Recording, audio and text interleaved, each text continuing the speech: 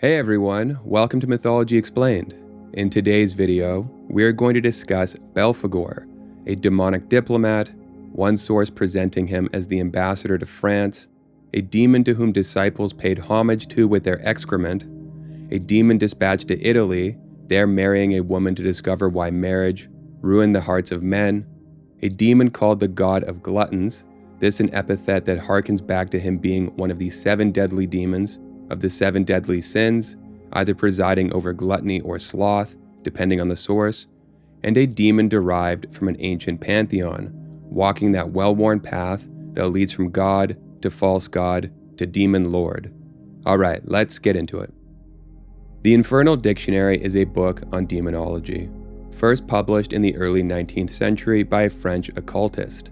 It is similar to many other works on demonology in that it catalogs demons. Usually in these works, the number of demons cataloged is somewhere between 60 and 80, and presents a little profile for each one. The profile of each demon outlines the appearance, power, and means of worship and conjuration, so as to exalt, be bestowed with boons of power, or both. According to it, Belphegor is the demon who presides over discoveries and ingenious inventions. In appearance, he would often, disarmingly and disquietingly so, garb himself in the flesh of feminine youth, taking the form of a young girl. In terms of what he could endow, it says he was a giver of wealth. By those ensnared by his power, veneration was paid to him while seated on the toilet. Excrement offered to him as libations and slaughtered animals were to the pagan gods of old. Pertaining to this, it says, some rabbis say that one renders homage to him on the toilet, and that one offers him the ignoble residue of one's digestions. As well, human victims were well received. Of these, the unholy priests who did his dark bidding would partake in the flesh. Meaningfully, it says that the Moabites worshipped him. Keep this in the back of your mind because the Moabites are intertwined with Belphegor's origin, something we'll cover later on. Belphegor the Archdemon is a novella written by Niccolo Machiavelli in the early 16th century. Machiavelli is the eponymous figure after whom Machiavellianism is named. Machiavellianism is the use of unscrupulous methods, especially dishonesty and manipulation, to the end of cultivating power and contriving control.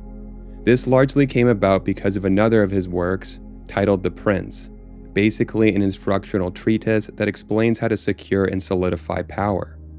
In it, the end justifies the means, even if the means is immoral and exploitative.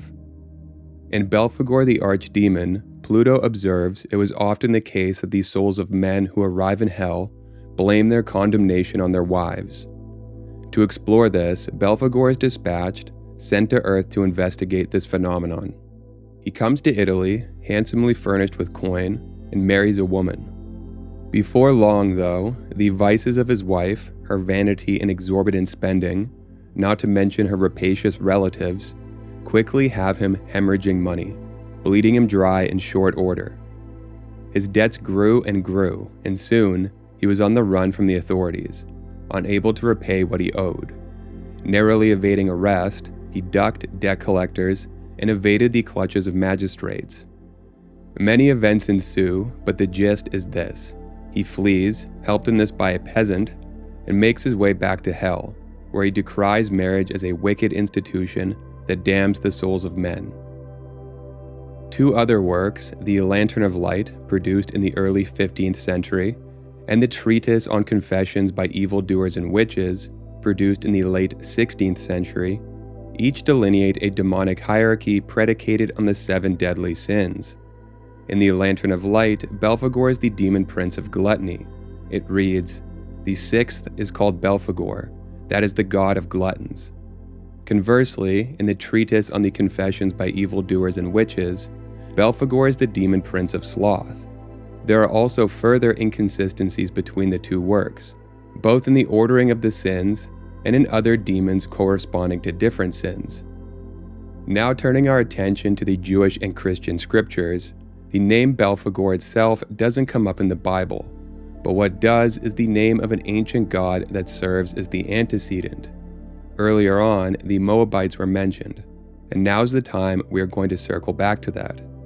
It is believed that Belphegor is a pathologized derivation of Baal-peor, one of the Moabite gods, referred to as a false god in the Old Testament. The name Baal-peor is mentioned in the book of Numbers and the book of Deuteronomy. Numbers 25 verse 3 reads, "And Israel joined himself unto Baal-peor, and the anger of the Lord was kindled against Israel." This verse refers to the incident where the Israelites began to worship Baal-peor, which led to divine anger and punishment. There is no shortage of instances in the Old Testament where the Israelites deviate from the righteous path and break their covenant with God, closing their hearts to Him and embracing, in His stead, the sinful seduction of false gods. Invariably, these false gods were gods from the pantheons worshipped by other cultures in and around Canaan. And Canaan, if you didn't know, is a strip of land that borders the eastern coast of the Mediterranean and, according to the Old Testament, was the land promised to the Israelites by God. The Moabites were such a people, situated east of the Dead Sea, which abuts Canaan on its eastern front. To clarify, Canaan wasn't a country or an empire. It encompassed a number of city-states, these loosely linked through proximity and cultural similarity. Today, Israel is situated in the midst of what was Canaan in the ancient days of antiquity. The pattern of the Israelites worshiping false gods, then being punished by God, and then returning to God's light and love, finding deliverance in the process, is why it wasn't uncommon for these false gods, once the revered deities comprised by the pantheons of bygone religions, to literally become demonized. Belphegor is an example of this. The antecedent Baal-peor eventually corrupted into the appellation of, by the reckoning of some sources, a prominent and powerful demon. And that's it for this video. If you enjoy the content, please like and subscribe. Thanks for watching.